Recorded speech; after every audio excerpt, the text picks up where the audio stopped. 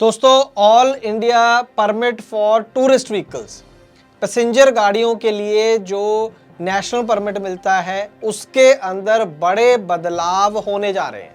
इसको लेकर draft notification आ गई है और बहुत जल्द इसको लेकर फाइनल नोटिफिकेशन भी आ जाएगी। लेकिन ड्राफ्ट नोटिफिकेशन से हमें ये पता चल जाता है कि क्या क्या बदलाव इसके अंदर होने जा रहे हैं।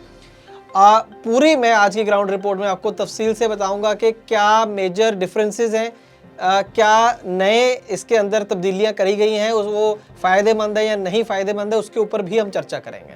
तो आइए शुरू करते हैं आज की खास ग्राउंड रिपोर्ट छोटे से कमर्शियल के बाद।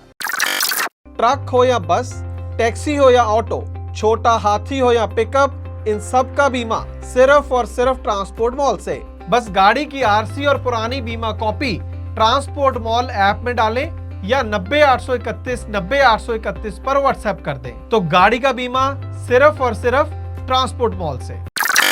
ट्रांसपोर्ट टीवी पर आपका स्वागत है दोस्तों, मैं हूं मनिंदर सिंह और आप देख रहे हैं ग्राउंड रिपोर्ट। आपको याद होगा कि सन 2010 में ट्रकों के लिए ऑल इंडिया परमिट आ गया था और 11 साल की जदोजहद के बाद 2021 में मार्च 2021 में एक नोटिफिकेशन जारी कर दी गई थी और all India permit for tourist vehicles भी शुरू हो गया था। इसके अंदर इसमें बाइफरकेशन थी गाड़ियों की सीटों के आधार पर और इसके अंदर जो फीस थी उसको लेकर बहुत सारे सुझाव, बहुत सारी नाराजगियां थी ऑपरेटर्स की, जो ज़्यादातर नहीं मानी गई थी और लागू कर दिया गया था। अब वो कितना कामयाब हुआ कितना नहीं, ये तो डेटा देखकर पता चलेगा कि कितनी गाड़ियों ने बीते एक साल में, लगभग एक डेढ़ साल में कितनी गाड़ियों ने टूरिस्ट व्हीकल जो नेशनल परमिट है वो लिया या नहीं, टैक्सियों ने कितना लिया, बसों ने कितना लिया, वो किसी दिन और चर्चा करेंगे। आज चर्चा ये है कि इन रूल्स के अंदर अमेंडमेंट कर दी गई है या नए सिरे से रूल लेकर आ गए हैं, ये कहना ज़्यादा उचित रहेगा। वो कैसे, एक एक करके मैं आपको समझाता हूँ कि क्या फ़र्क पड़ गया। एक चीज़ दोस्तों ये है कि मैं तो बहुत साल हो गए अब ये सरकारी नोटिफिकेशन वगैरह देखते हुए। ज़्यादातर क्या होता है कि पहले ड्राफ्ट नोटिफिकेशन आती है, फिर महीने 2 महीने बाद 4 महीने बाद उसकी फाइनल नोटिफिकेशन आ जाती है एक साल के अंदर अंदर। जब फाइनल नोटिफिकेशन आ गई, किसी चीज़ के रूल बन गए, उसके बाद फिर रूल में अमेंडमेंट होती है। सिर्फ मान लीजिए एक आधी चीज़ चेंज करनी है, कोई नई ऐड करनी है, निकालनी है, तो एक अमेंडमेंट आती है। लेकिन कभी फाइनल नोटिफिकेशन के बाद दोबारा से ड्राफ्ट रूल बहुत बहुत कम होता है। ऐसा इस केस में हुआ। तो पहला बदलाव यह है कि 10 मार्च 2021 को पहली नोटिफिकेशन आई थी, फाइनल नोटिफिकेशन थी वो, उससे पहले ड्राफ्ट आई होगी, ये फाइनल थी। अब जो है वो अमेंडमेंट नहीं है, टेक्निकली वो ड्राफ्ट रूल्स आए हैं। ये तो पहला चेंज है। ये क्यों है, ये बहुत बड़े कोई कानूनी माहिर बता सकते हैं, इसके पीछे का कारण मुझे नहीं पता है फिलहाल। दूसरा बड़ा बदलाव क्या है, इसका नाम चेंज कर दिया स्कीम का। पहले इन रूल्स को बोला जाता था, these rules may be called the all India tourist vehicles authorisation और परमिट रूल्स 2021। अब इसका नाम हो गया है all India tourist vehicles permit rules 2022। शायद यही वजह हो कि नाम भी बदल गया तो नए सिरे से कर देते हैं मे बी। तो ये एक दूसरा बड़ा चेंज है। तीसरा, पहला आप देख रहे हैं इस बार स्क्रीन पर जो टेबल देख रहे हैं, ये पुराना है, 2021 वाला है। इसके अंदर आप ये वाला कॉलम देखो, ऑथराइजेशन फीस है 500 रुपये, 750, 1000। जो नई अब नए वाला चार्ट देखो, इसके अंदर ऑथराइजेशन फीस ही खत्म कर दी गई है। सिर्फ नाम से ही हटाई नहीं गई है, नाम में भी हटा दी है। पहले ऑथराइजेशन और परमिट रूल्स था, अब सिर्फ परमिट रूल्स है, तो ऑथराइजेशन इसमें से निकाल दी गई, ऑथराइजेशन फीस नहीं लगेगी। एक ये हो गया तीसरा बड़ा बदलाव। चौथा बड़ा बदलाव है कि एयर कंडीशन और नॉन एयर कंडीशन में कोई फर्क नहीं है। यहाँ यूं कह लीजिए कि नॉन एयर कंडीशन कैटेगरी हटा ली गई है। नॉन एयर कंडीशन के चार्जेस काफ़ी कम थे, 2/3 थे मोटे मोटे, वो अब है ही नहीं। मुझे लग रहा है शायद इसलिए कि नॉन एसी शायद अब गाड़ी ही कोई नहीं आती होगी, एक आधी कोई आती होगी, तो उस वजह से शायद इसको हटा ही दिया गया है। अब सिर्फ एसी वाले ही यहाँ पर जो है वो रूल्स हैं। वैसे जो अभी मैं कहा कि नॉन एसी गाड़ी नहीं आती, बसें तो बहुत सारी आती हैं नॉन एसी, तो अब नॉन एसी का तो इसमें वो हटा ही दिया गया है। इसका बहुत बड़ा नुकसान होगा। नॉन एयर कंडीशन जो नॉर्मल गाड़ियाँ हैं, टूरिस्ट परमिट चलती हैं, उनका रेट तो एसी वाला लगेगा और एसी वो है नहीं, भाड़ा कम मिलेगा लेकिन टैक्स उतना ही पड़ेगा। एक ये चौथा बड़ा बदलाव। अब 5वें बड़े बदलाव की तरफ चलते हैं। पहले अगर आप ध्यान से देखेंगे, ऊपर नीचे करके आपको दिखा रहे हैं। पहली कैटेगरी थी 9 से कम, दूसरी कैटेगरी थी 10 से लेकर 22, यानी 23 से नीचे नीचे। फिर थी 23 या 23 से ज़्यादा, चाहे वो 50 सीटर हो जाए चाहे 60 सीटर हो जाए। तो ये 3 कैटेगरी थी। अब 4 कैटेगरी कर दी गई हैं।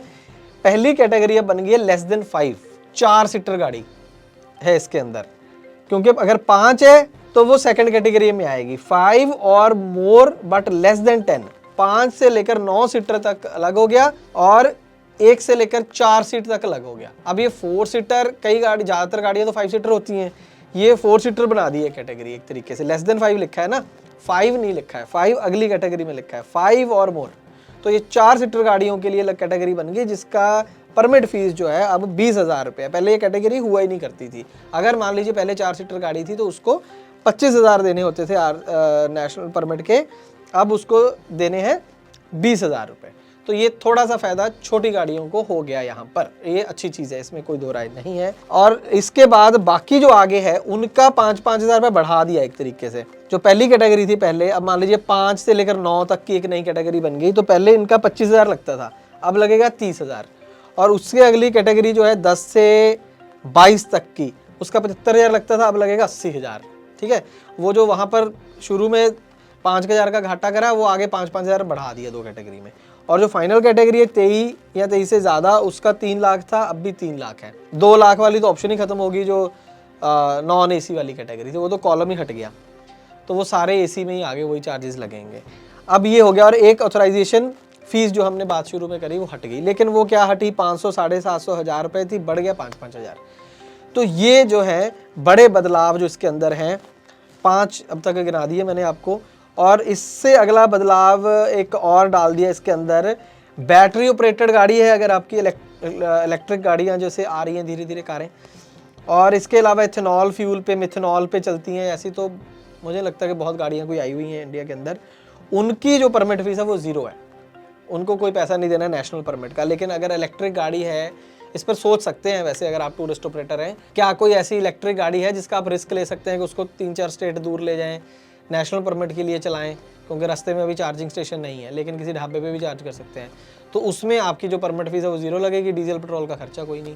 तो उसके अंदर एक बहुत अच्छी चीज़ ये नई ऐड कर दी गई है, अच्छी बात है, इसमें कोई दो राय नहीं। ट्रांसपोर्ट मॉल ऐप से गाड़ी का बीमा सस्ता भी और जल्दी भी, तो अभी डाउनलोड करें ट्रांसपोर्ट मॉल ऐप। तो ये तो होगी दोस्तों जो बड़े 5-6 बदलाव इस स्कीम में हो गए हैं। ड्राफ्ट रूल है, अभी लागू नहीं है, फाइनल नोटिफिकेशन आएगी बताएंगे आपको, उसके बाद ये लागू होंगे।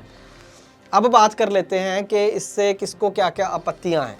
हमारी बात हुई शरणजीत सिंह कलसी जी हैं, बहुत एक्टिव हैं, पंजाब में आज़ाद टैक्सी यूनियन है सबसे बड़ी, उसके प्रेसिडेंट हैं। उन्होंने इसके ऊपर काफ़ी आपत्तियां जाहिर करी हैं। सबसे पहले और सबसे बड़ी जो उनका तर्क है, वो पहले भी उठता रहा है, अब उन्होंने और जोर शोर से इस बात को उठाया है। उनका कहना यह है कि ये अभी भी जो 3 से 4 कर दिया अच्छी बात है, लेकिन अभी भी ये सही नहीं है। आप क्यों कैटेगरी बना रहे हो? आप सीधा सीधा लिखो कि पर सीट के इतने पैसे लगेंगे। मान लो 4,000 रुपये पर सीट, 4 सीटर है 16,000 हो जाएगा, 50 सीटर है 2 लाख रुपये हो जाएगा। चलो 4 का 5 जो भी रेट रखना वो अलग चीज़ है, लेकिन सीट के हिसाब से करो। इससे बहुत ज़्यादा कन्फ्यूजन है। और बात उनकी बिल्कुल 16 ने सही है। वो कैसे? अब मान लीजिए इसके अंदर इन्होंने दूसरी जो कैटेगरी है 5 से लेके 9 सीटर तक, अब अगर तो है गाड़ी की 9 सीटें, तो उसको देने हैं 30,000 रुपये, तो ये 3,000 रुपये पर सीट का पड़ा, थोड़ा सा ज़्यादा पड़ गया, 3200-3300 पड़ गया। लेकिन अगर आपके 10 हैं, एक सीट ही ज़्यादा है ना, तो आपको देना 80,000, तो कितने की पड़ गई एक सीट? 8,000 रुपये की। ऐसा क्या पाप कर दिया 10 सीट वाले ने एक सीट के चक्कर में।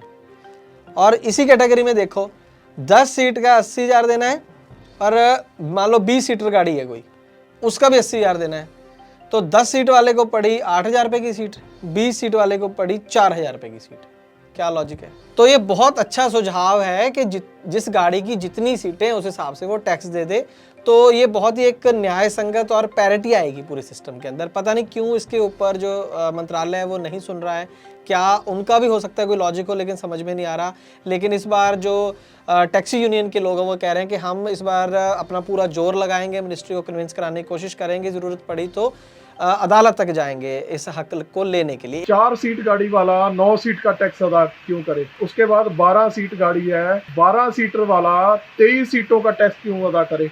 आप देखिए कितने IAS अफसर बैठे हैं ये बिल्कुल ही अनपढ़ है, अनपढ़ गवार भर्ती की है आपने। इनको ये नहीं पता भी जो 4 सीटर गाड़ी है, 6 सीटर गाड़ी है या 12 सीटर गाड़ी है, वो इतना टैक्स कैसे दे पाएगी। छोटे टूरिस्ट ऑपरेटर को, सिंगल मालिक को मारने की बात हो रही है। तो हम जब लेना ही नहीं चाह रहे, हमको वो ठीक ही नहीं, सूटेबल नहीं है, आप हमको धक्के से दे रहे हो। नहीं तो आने वाले दिनों में इसका सख्त विरोध होगा। मिनिस्ट्री ऑफ रोड ट्रांसपोर्ट के आगे हम गाड़ियां खड़ी कर देंगे अपनी, क्योंकि ये पर सीट के हिसाब से होना चाहिए। नहीं, ये नहीं है भी आप अपनी मनमर्जी वसूल करो। एक और चीज़ मैं यहाँ पर बताऊँ उनका, जो मुझे सही लगा कि पता नहीं क्या रीज़न है कि जम्मू कश्मीर के अंदर all India tourist permit for जो टूरिस्ट व्हीकल है जिसकी हम बात कर रहे हैं वो लागू नहीं है, वो नहीं मान रहे हैं इसको, जबकि कहा जा रहा है कि धारा 370 ख़त्म हो गई है और अब जम्मू कश्मीर भारत का हिस्सा है, यूनियन टेरिटरी है, तो उस हिसाब से तो वहाँ पर लागू होना चाहिए। वो क्या इशू है समझ से परे और काफ़ी देर हो गई इस बात। तो अब जो नेबरिंग स्टेट्स हैं जम्मू कश्मीर की, पंजाब हो गया, हिमाचल हो गया, दिल्ली हो गया, हरियाणा हो गया, तो उनका ज़्यादा ऑब्वियसली जाना रहेगा जम्मू कश्मीर। अब उन्होंने नेशनल परमिट ले रखा है, इसकी भी ये भारी भरकम फीस भर रखी है, लेकिन फिर भी जाके जम्मू कश्मीर का अलग से टैक्स भरेंगे, तो कोई पॉइंट समझ में नहीं आ रहा। तो ये दो चीज़ें, एक सीट वाइज करना चाहिए और ये जम्मू कश्मीर वाला जो प्रॉब्लम है इसको सॉल्व करना चाहिए। बाकी जो इसके अंदर है 2-3 चीज़ें अच्छी करी गई हैं। ऑथराइजेशन फ़ीस हटा दी गई है, छोटी गाड़ियों को कुछ इससे फ़ायदा होगा। अच्छी बात है, अगर और ज़्यादा कम इसके अंदर फ़ीस होगी तो मुझे लग रहा है और ज़्यादा गाड़ियाँ इसके अंदर इसको चूज़ करेंगी, सरकार को उतना ही फ़ंड ज़्यादा मिलेगा, उतना ही मिल जाएगा और ज़्यादा ऑपरेटर्स को उससे रोज़गार मिलेगा। और इसका डेटा भी शेयर करना चाहिए सरकार को टाइम टू टाइम कि कितनी गाड़ियों ने नेशनल परमिट लिया है और इससे पहले कितनी गाड़ियाँ लेती थी, तो ज़्यादा बात समझ में आएगी। आपकी क्या राय है इसके बारे में कमेंट सेक्शन में ज़रूर बताइएगा। हम उम्मीद करते हैं कि जानकारी आपके लाभकारी साबित होगी। ट्रांसपोर्ट टीवी देखने के लिए बहुत बहुत शुक्रिया। हेलो, क्यों बार बार फोन कर रही है? तुम इतने परेशान क्यों? अरे स्टेट एंट्री पर फंसा हुआ हूँ। आज शाम को गाड़ी की इंश्योरेंस खत्म हो रही है।